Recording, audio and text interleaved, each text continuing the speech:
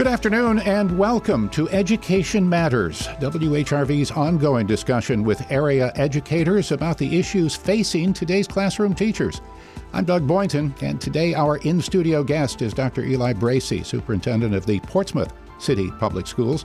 Dr. Bracy has been at the helm since 2015, guiding the district through the somewhat tumultuous transition to virtual learning during the pandemic and then overseeing the building of a new vocational and technical center.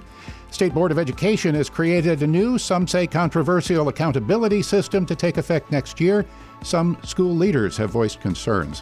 What are the challenges facing the Portsmouth schools, and what is Dr. Bracy's vision for the district? We're taking your calls.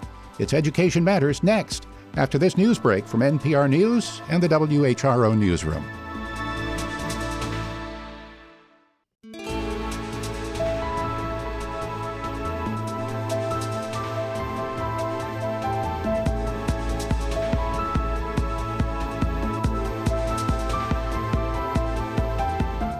Good afternoon and welcome to Education Matters. I'm Doug Boynton. Our in-studio guest today is Dr. Elie Bracy, who heads the Portsmouth Public Schools. And we should note that Dr. Bracy is a member of the WHRO Governing Board of Directors. 2025 marks Dr. Bracy's 10th year in the division. His family is an education family. His children, his parents, his wife are all educators. His brother also serves as a school superintendent. You might say education is in the Bracy blood. Welcome. Thank you. I appreciate it. Glad to be here. We are, by the way, taking your calls at 440-2665 and 1-800-940-2240. Before we went on the air, you told me 10 years at Portsmouth's helm, but not 10 years as a superintendent. No, I was actually superintendent in my home district that I attended. As a student in North Carolina, Weldon City Schools. Right. I was superintendent there for 10 years prior to coming to Portsmouth. So this will be year 20 as superintendent. When you were a young man, what made you say, that's where I want to go, that's what I want to do? Well, when I was a young man, I said that that's what I didn't want to do. Yeah. Because if you can imagine, growing up in the house with my mom, who was she taught for 41 years, and my dad was an administrator for 39. That's all we heard. So I came to the point and said, you know what? If there's one thing I know that I'm not going to do, or what I'm going to be when I grow up, it's going to be an educator. But sure enough. My dad, when he would come home, he would take his hat off and he'd throw it down on the floor and he'd say, personalities. I'm so tired of personalities. And I thought, I never want to do what he's doing. Right. But it doesn't matter what you do, you're still dealing with personalities. Absolutely. How'd you get started? How did you start on the career? Well, I was in grad school, and I was pursuing my master's in public administration, and I had to take a minor. I had to have a minor area. So I looked down the list and I saw, counselor education. I said, why don't I just take these 3 courses, finish this, and then I'll be on my way in doing government type positions. And so when I took those 3 classes, I was like, man, this is some good stuff. It's interesting. So I took those, and then I was able to, by being at North Carolina Central University in Durham, I was able to get into their second master's program. So I said, I think I'll do this since I'm here. So once I finished, I was ready to get into education and become a school counselor. But before I got started, my father told me, he said, now, if this is what you're going to do, he said, you might want to go ahead and get your administrative degree before you go into the field of education, because once you start working, life starts happening, and you're not going to have the time to do it, because you got to think back.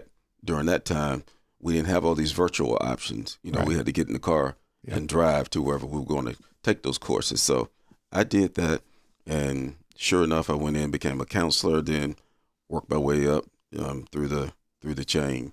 So it was one of those things, my dad always told me, he said, as long as you stay in school, I will support you. So I took him up on that, and I became a career student at one point. Now, you've been in Portsmouth 10 years. Yes. In the world of school superintendents, that's a very long time. Oh, it is. I think that national average now maybe around 3 years, if that. Yeah. So you have not managed to get crossways with your board. No, I haven't. And that's first and foremost, one of the things you want to do is establish good board superintendent relationships. Right. So, and I've been fortunate, I'll tell anyone that I've had great boards in all of my stops as superintendent. What are the big points where you guys agree, where your board agrees and backs you and you back the board? Well, I think it's more so of communication and constant and effective communication. I always want them to know what I'm thinking, and I take what they're sharing with me into consideration to whatever it is that I decide to do, because ultimately, that's who I report to. But the thing I love about the Portsmouth board is that they allow me to do my job. They don't micromanage. They're supportive, and they give me that, and they trust me because I keep them well informed in terms of what's going on. I don't like surprises as a superintendent.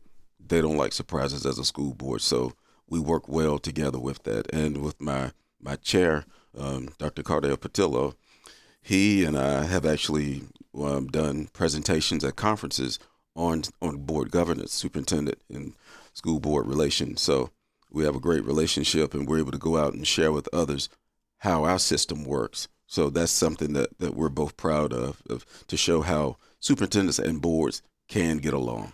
What are the things that you've been able to accomplish with the board that you are most proud of? I think one of the things I'm most proud of is, one of the initiatives that we were focusing on when I walked through the door was CTE, Career Technical Education.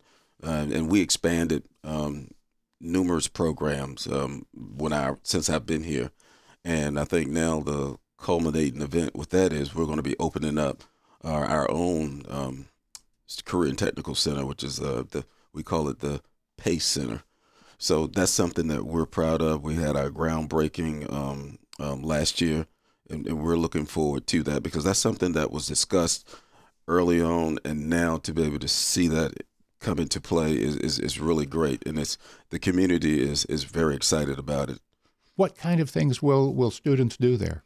Well, and this is what we've done in the past is we've had several programs that we've done in house, sort of like cosmetology, our CNA program, and those are programs. The CNA and Patients Tech that will move to the new center.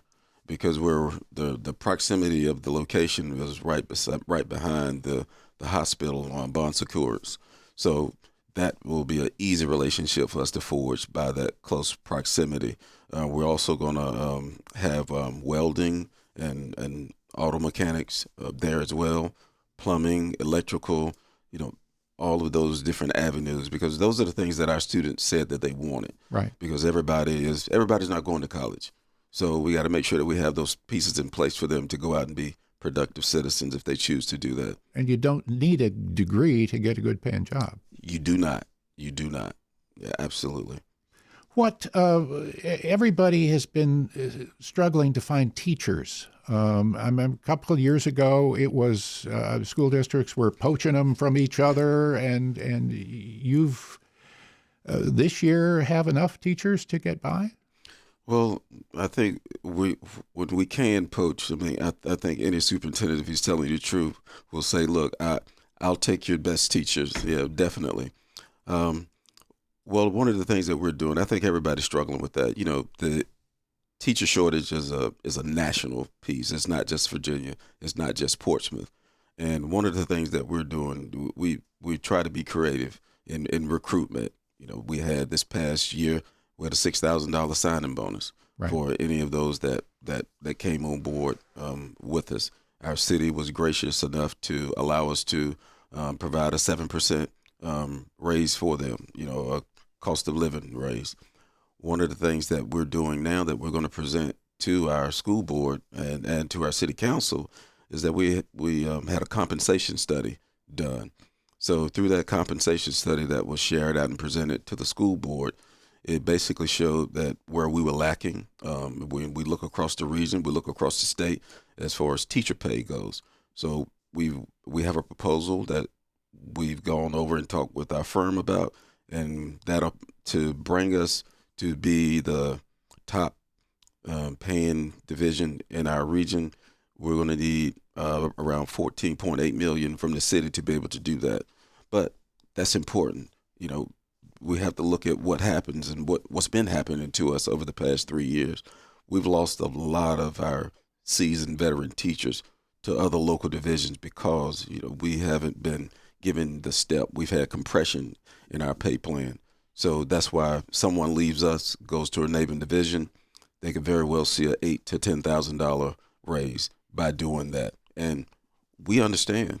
We can't blame them. So that's something that we put out to the public and put out and shared with our city council, and we'll formally present this at my superintendent's estimate of needs next month when I share that with the board.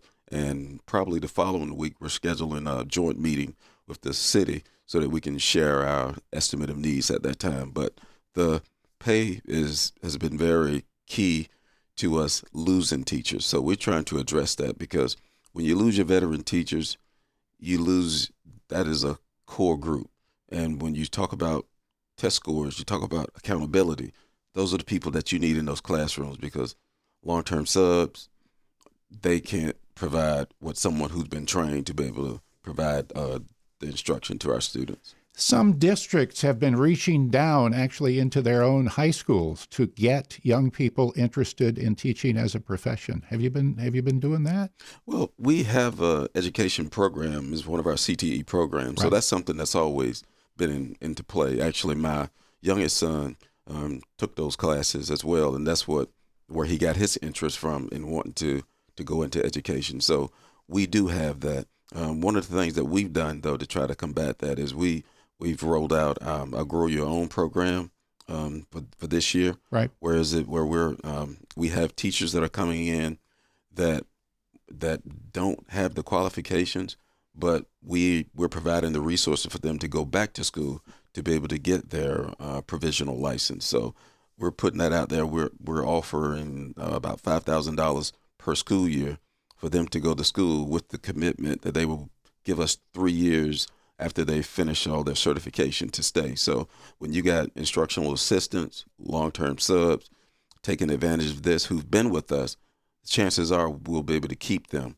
So we have to be creative in other ways now, because it's not that they're moving in and coming directly in. We got to be creative to try to fill some of those gaps. It's not all about money. As you make the pitch to prospective teachers to come to Portsmouth over Virginia Beach or Norfolk or Portsmouth, or Suffolk, what's the pitch to those? Why do I want to come to Portsmouth if I'm a teacher? Well, in addition to the money, it's a nurturing environment. Portsmouth is some people think it's large, but it's small enough where you get to know everyone. Right. So it's you have that family atmosphere, and that's something that we implement from my position down. Everybody's approachable. You can have a conversation with any of us. When we say we have open door policies, we do. When you look at the resources that we provide, we're rich in resources with technology. We're, of course, everybody now is one-to-one, but we make sure all of our teachers have devices that are refurbished every 3 to 4 years, so that they have the best of the technology there. We make sure all of our teachers have the BenQ boards, which are the virtual monitors in the classrooms that are interactive, that our students and teachers can take advantage of. So we have so many other resources, so many other programs. We have outreach programs, our Here to Help, because we realize teaching is a stressful job. So during the pandemic, we implemented our Here to Help campaign, which has grown from just being something you could reach out during the time of the pandemic. Now it has grown that we have numbers that you can call when you want help. We've got a great partnership with Care Solace that does all our initial contact for our families and for our students, so that they can make those appointments, because you just picking up the phone yourself trying to reach somebody could take for days to get an appointment. But the partnership that we have, they take care of that initial piece for us. So the mental health piece, we take all of that into consideration as well. So you're right, it's more than just money, but we have the other resources in place that we like to offer as well. Now, you're involved with a couple of organizations with your peers, other superintendents, both here in the state and nationally. Yes. I want to get into that. Okay. We're going to take a break right now, though. We are taking your calls, by the way. It is Education Matters at 440-2665 or 800-940-2240. And we will be right back.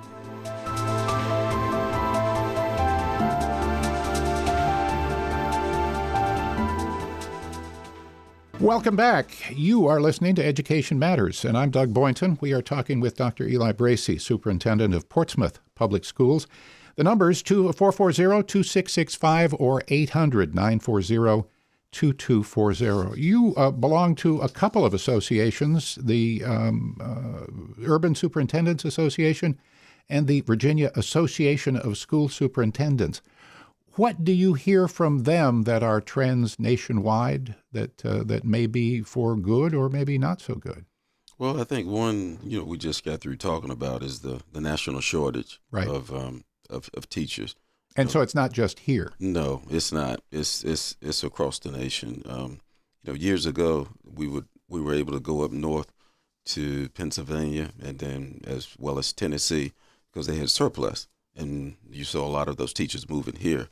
But now everyone's dealing with the same issue with teacher shortage. And I think another piece that we hear nationally as well is teacher burnout, and which gets into the mental health side of it. There's a lot of pressure being put on administrators that filters down to the teachers as well as to the students with a lot of the state standards that come into play. Everybody's pressured, and that's one of the reasons, as some of the exit interviews and what we've hearing, is why some are leaving the profession. So those are, I think, I would say some of the top two that we have in common with the national trend. I have a friend, I have a couple of friends who are teachers who just said, I can't do it anymore. It's not. Is there mental health help available? Yes, it is, and that's part of our Here to Help campaign. So if you need that, it's readily available for them, as well as we have the EAP services that our teachers have available for them. That's Employee Assistance Program. Yes, yeah. And so that too is a problem not just here but everywhere. It is. It's everywhere. I talk to superintendents in other states, and they're having the same issues that a lot of us here in Virginia are having as well. Of course, I talk to my brother frequently, and he sees the same thing in North Carolina as well. So it's growing across the country.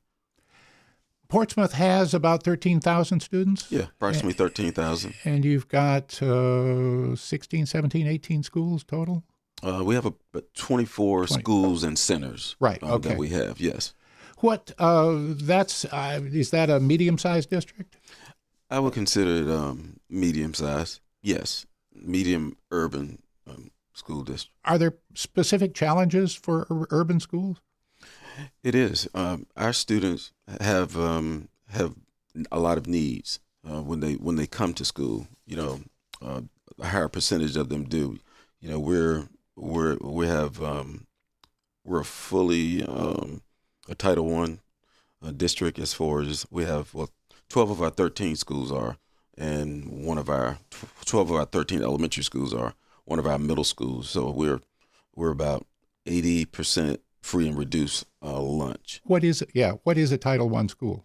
Title I school is a school that's defined that you have a high poverty in that area, and additional federal dollars will come for you to be able to support those schools. Does that comes through the Federal Department of Education? Yes, it does. Is that a concern as we move into this administration? It is a concern. It is a concern. So that's just something that we'll just have to keep an eye on, because if we lose those dollars, then we're going to have to see if the state is going to be able to pick it up. From what I've been reading and what I've been hearing, a lot of those responsibilities could very well be transferred to the state. But time will tell. Well, will the responsibility, with the responsibility will also come the dollars? I guess that's the question. Absolutely. Well, hopefully the money that was being managed at that level will go to the state, that will filter down to the individual school divisions. Let's hope so. We hope so. Speaking of the state, Governor Youngkin rolled out his Road to Readiness program along with the State Board of Education late in the summer and into the early fall. What's your initial take on that? Well, initially, when that came, I think myself and other superintendents, we were under the impression so this is coming now, but maybe it won't go into effect until a later date. Give us time to get acclimated to what the new standards are and the accountability pieces that go along with that. But that wasn't the case.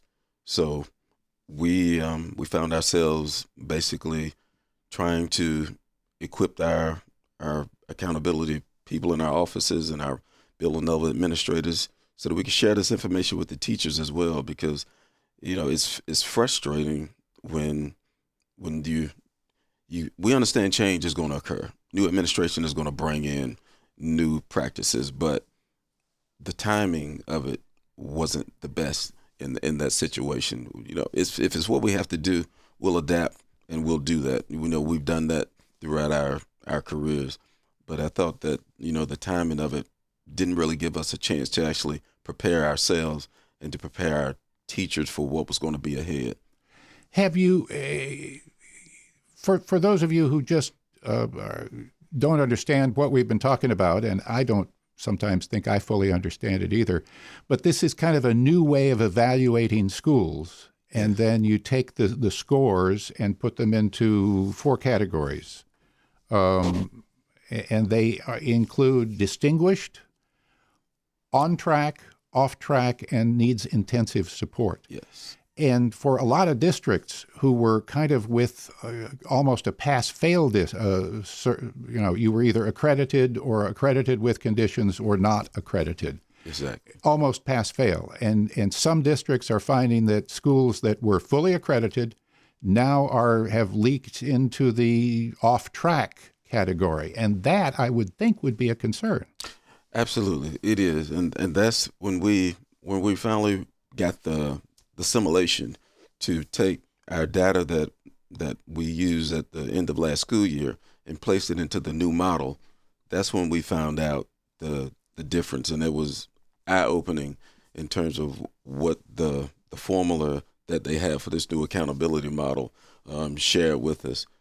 I mean, you've got divisions that were 100% fully accredited. Now, once they plug this in, as you shared, they've got schools that are off track. Some that were exemplary are now off track. Yes. So that is something that we're dealing with. And one of the things that we've done, and at our next board meeting, what I'm going to do is go through this with the board so that they understand. I don't want to wait until June, July, when the scores are reported. We want to give them a heads up now to say, hey, look, this is what the new model looks like that the state has in play, so they can ask us the questions, because they've been hearing about it, but we wanted to wait to do it now because of the election, and we have 3 new board members that have come on board. So we want to make sure that they hear and they understand what this is, because in the public eye, some will say, well, you did well last year. What happened this year? You look bad now because of what the state has put out there. So it's more so educating everyone. We want to educate our community of what this change looks like and how it came about and what we're doing to try to deal with it. Has the state board given you any help, any guidance, any tools to help you educate your teachers into how this is going to work and how they can best help their students? Not specific. We have a lot of our teachers now have to go through a lot of state mandated training that's coming down. I had a teacher advisory meeting yesterday, and one of the things that several of them kept talking about was we don't have any time to ourselves to plan, and that's because we have certain levels of training that we have to get done, and we have to do some of it during the school year. And it's frustrating to them, and we get concerned, but it's not like they can leave Portsmouth and go somewhere else, because you still have to adhere to those requirements. Everybody's dealing with the same thing. Everybody's dealing with the same thing. And yet, it would seem that it would be logical, and the superintendents in this region, and I know in Northern Virginia, said, "Hey, can't you give us another year to get acclimated to this?" And the answer came pretty quickly, no. Yes, as a region, that's something that we asked for, and as you mentioned, we didn't get it. So now, hey, here we are. So we're just doing what we need to do to try to get everyone prepared, get everyone trained, and basically keep doing what you were doing that was successful. Good teaching and learning is going to be what's going to be effective at the end of the year anyway, when the assessment comes. If we're teaching the curriculum, then we're gonna hope and pray that our students will perform well.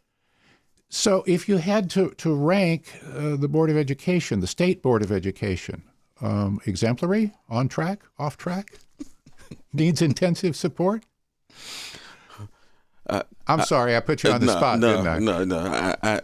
I can't answer that one. But in my position, you mentioned VAS. I'm president-elect of VAS, so I do sit with the Virginia Association of Superintendents. Of School Superintendents, yeah. So I do get the chance to sit at the table with them. So that's something that we're working on. So I don't want to. I'm frustrated with what we're dealing with day to day, but I'm hopeful that through the conversations that we will continue to have, that we'll be able to work something out. I'm optimistic about that. So I don't want to say that they needs intensive support or anything like that. I think the thing that I like about it, that I could be positive about, is that we do have a state superintendent that listens. You can call her, she responds. If she sees something, she will call you. So we do have open communication, and I think that speaks volumes. This is Dr. Lisa Coons. Yes, Lisa Coons. Yes. So she's open to listening to advice from your organization and others? She is. She attends all of our state conferences and sits on the panels and answers the questions that we have. And they're tough questions too, as you can imagine, coming from superintendents in terms of what we're dealing with. But I respect the fact that she's there. Now, as you look through all the schools in the district, which ones need support. Yes, I knew that with the last accountability model. I mean, I know that just from looking at our data that we have and that we look at on a regular basis anyway. And those are the kinds of things that you can provide that kind of extra support. Yes, and we do. We tier the schools and who we think needs the most intensive support. And we may provide additional reading coaches or math coaches or intervention specialists there to either work with the students or work with the teachers that may need that additional help. So the state was providing money for tutors coming out of the pandemic. Have we recovered from the pandemic? No, we haven't. No, we're still dealing with that. And they did provide the money, though, all in. Right. So we're doing the way we do it. We provide our tutoring during the day, right, where we have the resources to be able to have those sessions. We have the teachers that we can basically say, okay, for now the next 30 minutes or so, this is going to be all in. So we're focusing on just tutorial. One of the things that I know, I know no educator who thought that getting rid of cell phones in classrooms was a bad idea. Every teacher, every educator I've ever come across has said, get the kids' noses out of those mobile phones. Has it worked out for Portsmouth? It has. As a matter of fact, we were actually looking at doing something ourselves to try to get those phones out of their hands. And when the governor came down and with his executive order, then once, we had the conversation with the school board, then the direction was, well, if it's going to be implemented in January, this is the direction that we were going to go anyway. We began the year with no cell phones. So we took what came down this month. We started it at the beginning of the school year because the way we looked at it is there's no need to let them get started with it and then try to take it from them. So we just began the year with it, which it went pretty smooth. We gave a little grace as we got started, but, after being into it for 2-3 weeks, we started focusing on our local policy that we had in place of no cell phones from bell to bell. And through my student advisory council, one of the things that the students have shared with me is, people are actually talking now. Students are talking. It's loud in the cafeteria now. You hear a lot of conversations going down the halls. So that's something that we saw. And as you mentioned, teachers don't have to hassle, with students saying, hey, put your phone away, right, or any of that. So that's been great. One of the things that came out of the pandemic was not just studying skills and education skills, but social skills when the kids were so isolated during that time. Have we recovered in that regard? I think we're still recovering there as well, and I think that also plays into the devices, because if I'm accustomed to being alone and being by myself, I had my device with me. So in my downtime, that's what I'm focusing on. But we try to engage the students at school to interact with one another, and just moving those devices those phones out of their hands has been beneficial. So we're excited about it, and we're halfway through the year with implementing that. As you can imagine, some of the conversations that I had to have with the principals is, hey, being consistent. We have students that take classes, high school students that take classes at other high schools. So when they travel to another high school, I'll hear from them to say, well, this principal is a little bit more lenient. They don't take our headphones. So I had my conversation with the principals. I said, look, we got to be across the board. We have to be on the same page. How long do you think before we're fully recovered from the pandemic? That's hard to tell. Yeah. I wish I had that crystal ball. Yeah, but that's hard to tell. I think we're improving, but we're not there yet. Because it impacted chronic absenteeism and everything else. Yes. Are you using Chromebooks? We are. Okay. I mean, are those as bad as cell phones? No. Okay. No, not as bad. No, we haven't had any real issues with them, wanting to send notes to one another in the school with them. But the Chromebooks have been fine. Okay. I want to talk about absenteeism a little more, and I want to talk about kind of the future and your technical center and some other things. We'll talk about some of those when we come back.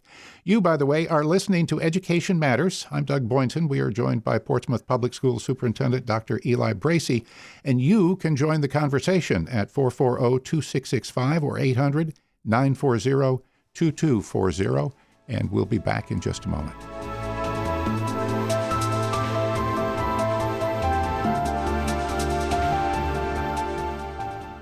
And we're back. It's Education Matters. I'm Doug Boynton. Our guest today is the superintendent of the Portsmouth Public Schools, Dr. Elie Bracy.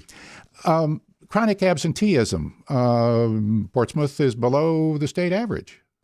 Yes. How do you do that? Well, when we realized that chronic absenteeism was part of the accountability model, we knew we had to do something different. And there were some great models out there that we saw from other school divisions, that when kids are out, that you can find a way to get that time back. So we have tutorial sessions after school, Saturday school, to try to get them to make up that seat time. We also have attendance officers that have been going out to the homes, meeting with the parents to find out where the kids are. Why are they late coming to school? Why are they not coming to school? So that's kind of like when I was a kid, we were told about the truant officer. Mm-hmm. Same idea. Same idea. So that's something we had to put in place to try to, find out what's going on. We have our parent liaison that works that we have in every school. They've been an excellent resource contacting the parents to find out where these kids are. So we just put a full court press out there. We have a new director of student services that has done a great job in working with those parents and students and finding a method to try to recapture and recover some of that time that they've been out of school. Our numbers, if you have questions or comments, 440-2665 or 800-940-2240. Let's go to Mark in Norfolk. Hi, Mark. You're on the air. Good. Thank you. I'd like to ask the superintendent, father fourth, we've got our last daughter in ninth grade, but I always wondered why. I talked to a lot of friends of mine in education, and just as early this morning we were talking about Ritalin and HRETA, and a lot of people don't know that Ritalin and HRETA is actually a Schedule I narcotic in the same class as cocaine as far as on the DEA list. And I'm just wondering why, as responsible advocates, why aren't we saying much about making drug addicts out of our children to get them to behave properly? Okay, so you're asking me why is it allowed for them to take that medication? Well, what I'm saying to you, Doctor, is that I don't hear many educators, and I know a lot of teacher friends, principal friends. I don't hear anybody within the profession making an argument and advocating for the children to maybe let the pharmaceutical industry prove that this is the right drug and that this is what we need to do to get our children to behave. Now, people I know that are behavior specialists, they will argue that it's not needed to drug our children, that there are some other methodologies that can be used. Right. Well, that is a lot of that, though, is also the parents have a big choice in that as well, whether or not they want their child to take any of these medications.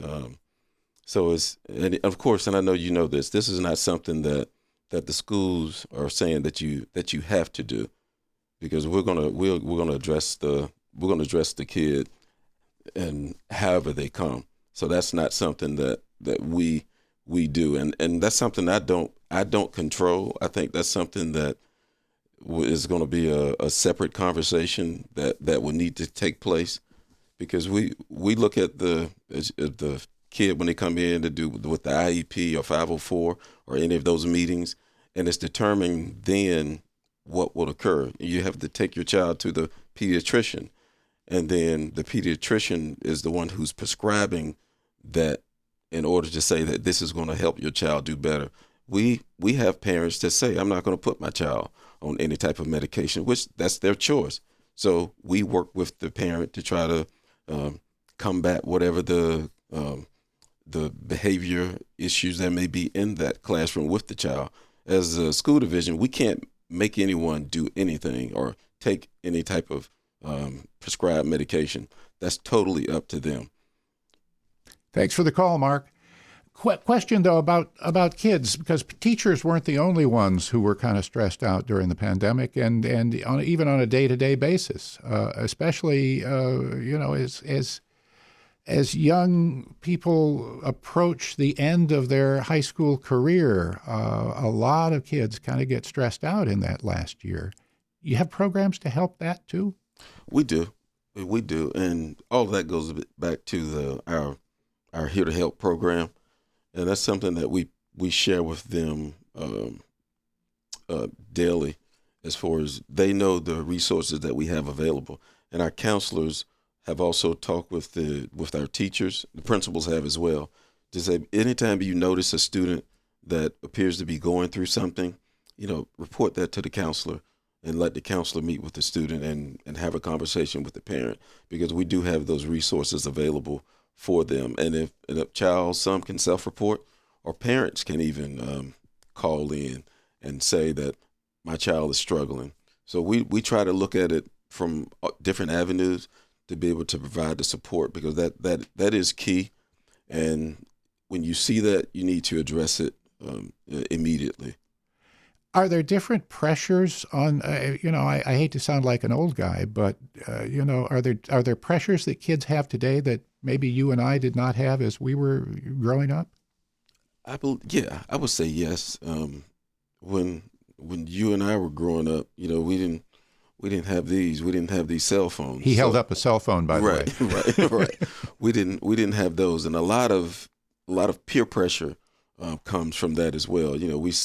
We experienced some cyber bullying, I guess, if you want to call it that we deal with as well, and just regular peer pressure.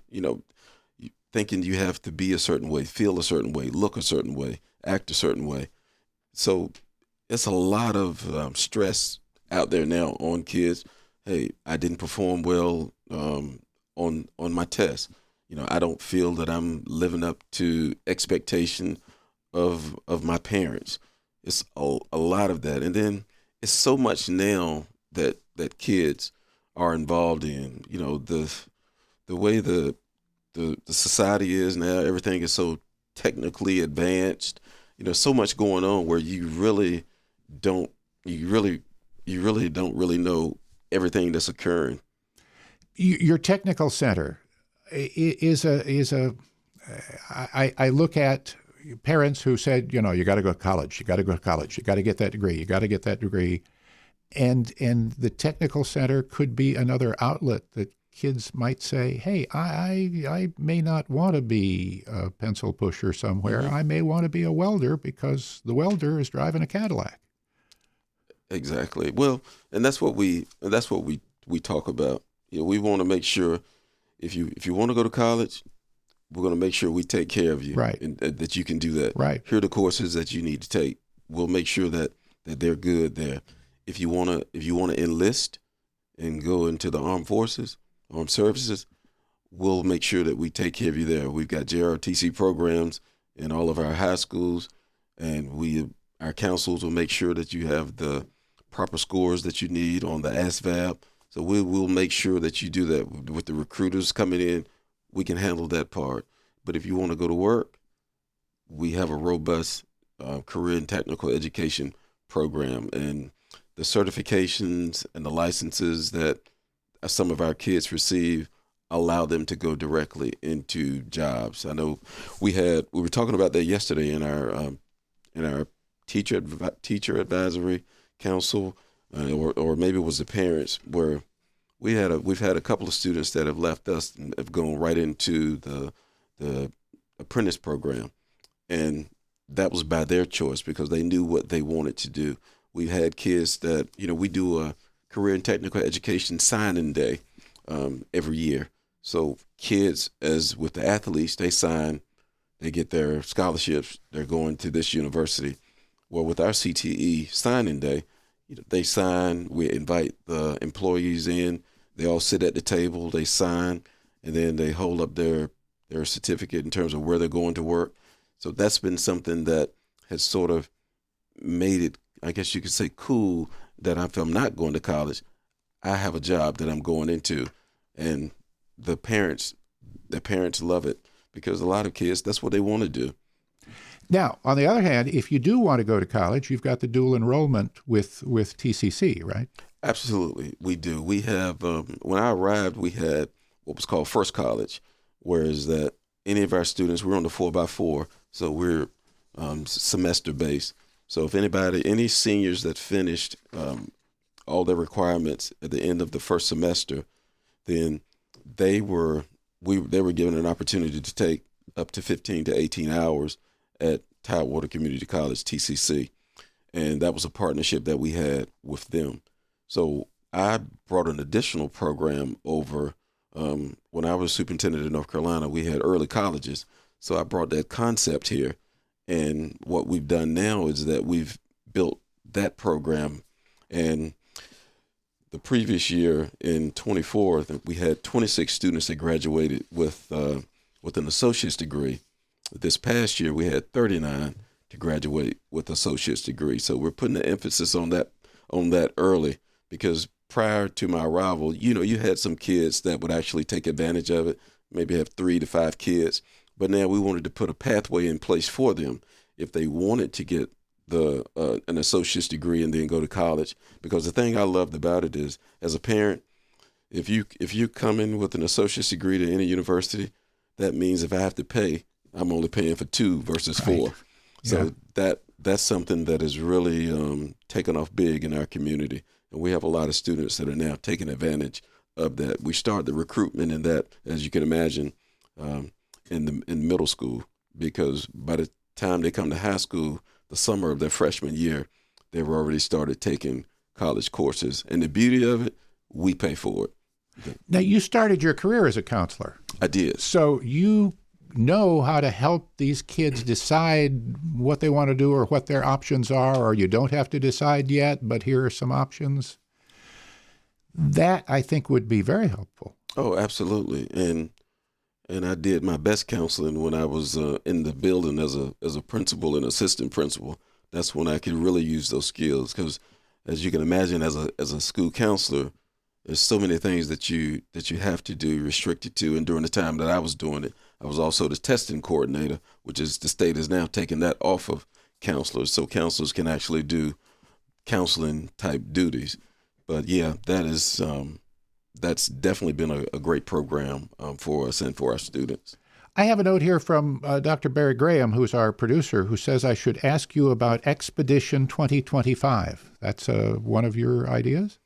Well, I can't take it and say this is my idea. It came while I was in place. That is our strategic plan. Right. So, all school divisions have strategic plans, usually for a 5-year period. So we're in Expedition 2025. So you know what that means, that we're working now on the next strategic plan. So we're in the throes of putting together our next strategic plan to share with the board. And of course, within the strategic plan, we've been working with the community and the civic groups to be a part of, to give us input to help us make the school division better, because that's not something that we can decide. We got to get input from the outside stakeholders as well to be part of that. So we're in the midst of putting together the next plan. Haven't named it yet, but it'll be coming soon. My experience with strategic plans was you set the plan, you execute, you look at what worked and what didn't, and you go back and revise it for the next plan. Well, what worked? Well, here's what happened with Expedition 2025. Right. So it went into place in 2020. What happened in 2020? Oh, yeah. Yeah. So that threw everything off from 20 to 21. So get back in it in 22.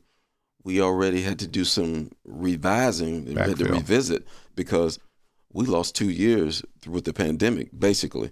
So we have really gone through a somewhat revision over the last 5 years. So we're looking at components that we had in Expedition 2025, and we're rolling some of that over for the next 5-year cycle. As we come to the end of the program, whenever I interview people, I always ask, what did I forget to ask? What were you prepared to answer that I didn't ask? Look, Doug, I think you did a great job. Look, yeah, you are highly distinguished. So if you want me to rate you on our accountability model. No. What seriously though, what did I forget to ask that you want to make sure we get mentioned here? I can't think of anything specific, but I will say that anyone that's ever worked in Portsmouth can tell you that it is a great place to be. It is a great place to work. You have a lot of support. If you talk to former students, I think they will tell you the same thing. And one of the things that I'm most proud of is that when I see people out in the community, they say that, hey, the school division is doing better. And that's what you always want to hear, that you are improving. And are we where we want to be? No, we're not. But what we want to see is the continued growth in our school division and our students. And we want to look at more of being able to retain a lot of our teachers. So I'm excited about that. And anybody that wants to visit or learn more, please reach out to us. We'll be glad to have them here. We'll leave it there. Thank you. Dr. Elie Bracy, Superintendent of the Portsmouth Public Schools.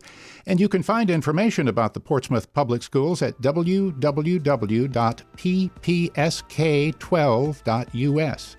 Portsmouth Public Schools, by the way, stakeholders in HRETA, which holds the license for the WHRO stations. I'm Doug Boynton. Dr. Barry Graham produced our program. Our audio engineer is Jordan Christie. Connor Worley handled the phones. Theme music, an original composition by Todd Washburn.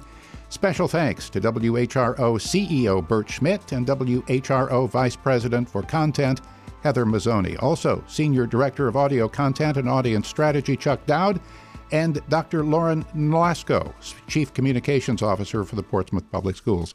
This and previous Education Matters programs can be found on demand at WHRO.org. And for Education Matters, I'm Doug Boynton. Thanks for joining us.